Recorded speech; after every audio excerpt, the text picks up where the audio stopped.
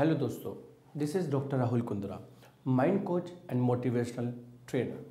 दोस्तों, से पहले अगर अभी तक आप लोगों ने मेरा यूट्यूब चैनल सब्सक्राइब नहीं किया है तो सबसे पहले आप उसको सब्सक्राइब कर लीजिए, क्योंकि अगर आप इसको एक बार सब्सक्राइब करेंगे तो आपको रेगुलर बेसिस पे जो हम मोटिवेशन चीज़ें उसमें देते रहते हैं तो वो अपडेट्स आपको भी टाइम टू टाइम मिलती रहेगी। दोस्तों, एक बार एक देश में एक राजा थे और वो बहुत ज़्यादा दयालु थे।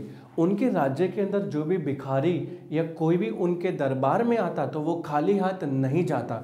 इवन किसी को भी वो शायद खाली हाथ भी नहीं भेजते थे, या वो भूखा होता तो उसको वो खाना भी खिलाते थे। इतने दयालु वो राजा थे।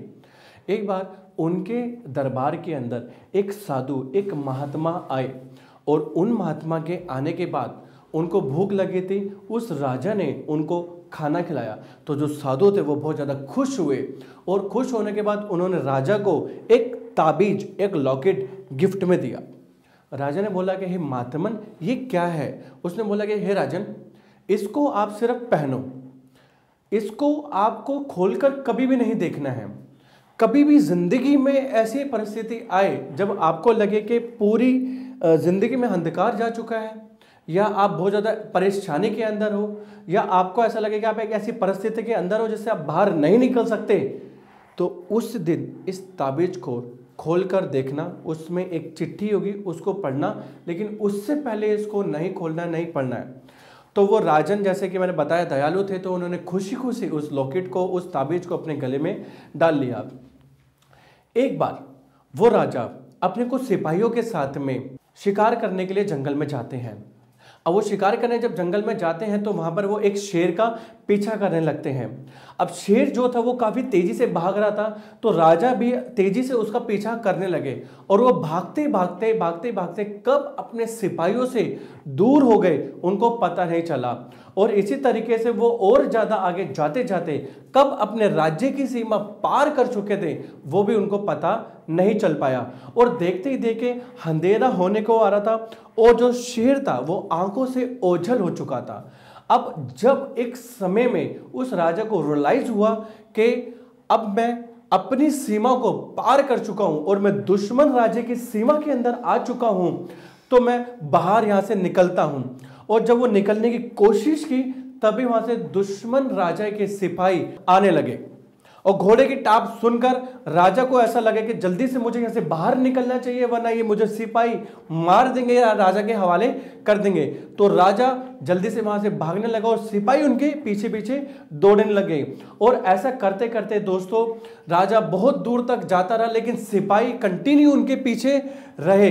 लेकिन और जब राजा तेजी तेजी से आगे दौड़ रहा था उस दुश्मन सिपाहियों से बचने के लिए, तो बहुत ज्यादा अंधेरा हो चुका था, और उस टाइम पे राजा के पसीने छूट चुके थे, वो भूखा था, प्यासा था, वो और आगे नहीं जा पा रहा था। और इसी तरीके से दोस्तों एक बार उनका घोड़ा गिर जाता है, तो राजा घोड़े को छोड़कर खुद भागने लगते हैं, और सिपाही पीछे पीछे उनका पीछा कर रहे होते हैं।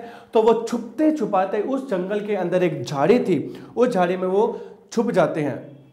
उस झाड़ी में छुपने के बाद राजा ऐसा महसूस करते हैं कि आज उनका अंत निश्चित है, यानी कि आज उनका कोई बचा नहीं सकता, और वो पसीने पसीने में थे। उस भयानक स्थिति को वो महसूस करते हुए उनका हाथ उनके लॉकेट के पास जाता है, तब उनको वो महात्मा की बात याद आती है। तब वो ताबीज को निकालता है और उसमें से एक चिट्ठी लिखी होती है, उसको पढ़ता है, और उस ताबीज की चिट्ठी में लिखा होता है कि ये जो बुरा वक्त है ये गुजर जाएगा। इतना सुनने के बाद वो जो राजा था उसको एक तरीके से कुछ एक एनर्जी मिली, यानी कि एक पॉजिटिव लाइट मिली, कि उसको ऐसा लगा कि यार नहीं, अभी तो कुछ है मेरी जिंदगी में जिससे मैं बच सकता हूं। और बार बार उसके कान के अंदर सिर्फ एक ही चीज का ध्यान था कि ये जो बुरा वक्त है ये गुजर जाएगा। तो उसने अपना ध्यान लगाया और इसको पॉजिटिव रखा कि हाँ, आज मेरे साथ जो बुरी स्थिति है वो निकल जाएगी और मैं जरूर यहां से बाहर निकल पाऊंगा। और ये पॉजिटिव थिंकिंग के साथ देखते देखते दोस्तों कुछ समय के अंदर वो जो घोड़े की टापें राजा के पास आ रही थी वो धीरे धीरे दूर जाते हुए सुनाई देने लगी, और एक समय के बाद वहां पर कोई सिपाही या कोई घोड़ा मौजूद भी नहीं था। तो रात के अंधेरे में राजा ने जब देखा कि वहां पर कोई दुश्मन सिपाही नहीं है, तो वो रात के अंधेरे में जहां से वहां से निकलता है और अपने राज्य के अंदर पहुंच जाता है। दोस्तों इस कहानी से हमें यही सीखने को मिलता है, हमें कभी कभी अपनी ज़िंदगी के अंदर लगता है कि आज मेरे साथ इतना बुरा हुआ, पता नहीं कि भगवान ने मुझे इतना बुरा सिचुएशन क्यों दिया। ये कभी कभी हमारे साथ में ऐसा लगता है कि भगवान ने जो मेरे साथ में किया वो शायद किसी और के साथ में नहीं कर सकते। यानी कि हमेशा बुरी स्थिति के अंदर अपने आप को हमेशा कोसते हैं और हमेशा अपने आप को हम डिमोलाइज करने लग जाते हैं। दोस्तों, आपको कभी भी ऐसी परिस्थिति मिले राजा जैसी, तो हमेशा उस साधु की चिट्ठी को भी आपने याद करना है कि आज ये जो बुरा वक्त है ये बीत जाएगा। क्योंकि दोस्तों, सृष्टि इस बात का नियम है कि जहाँ पर धूप है वहाँ पे छाँव भी जरूर होती है, जहाँ पर आकाश है तो वहाँ पर धरती भी जरूर होती है, जहाँ पर पानी है तो वहाँ पर हवा भी जरूर होती है। दोस्तों, कहने का मतलब यह है कि आपकी ज़िंदगी के अंदर उतार चढ़ाव, दुख सुख कुछ ना कुछ होता चले जाएगा। कभी आप गरीब होंगे, कभी आप अमीर होंगे, कभी आप जीतेंगे, कभी आप हारेंगे, लेकिन उस हार का इफेक्ट यहाँ पर नहीं होना चाहिए। उस हार का इफेक्ट बाहर है तो बहुत अच्छी बात है, लेकिन जिस दिन उस हार का इफेक्ट यहाँ हुआ तो आप ज़िंदगी में दोबारा कभी खड़े नहीं हो सकते। दोस्तों, आपको अगर मेरी ये वाली स्टोरी अच्छी लगी हो तो प्लीज़ इसको आप अपने दोस्तों को शेयर कर सकते हैं या अपने किसी और लोगों को लिंक कर सकते हैं। दोस्तों, इसके अलावा अभी तक आपने अगर मेरा यूट्यूब चैनल सब्सक्राइब नहीं किया तो उसको आप सब्सक्राइब कर सकते हैं। इसके अलावा दोस्तों, मेरे यहाँ पर आप नीचे एक नंबर देख रहे होंगे, ये हमारा ऑफिस का कॉन्टैक्ट नंबर है। आप इसके अंदर एक व्हाट्सएप ग्रुप के अंदर भी आप ऐड हो सकते हैं, जिसके अंदर रेगुलर बेसिस पे यहाँ पर ये मोटिवेशनल चीज़ें आपको मिलती चली जाएगी। Thank you so much.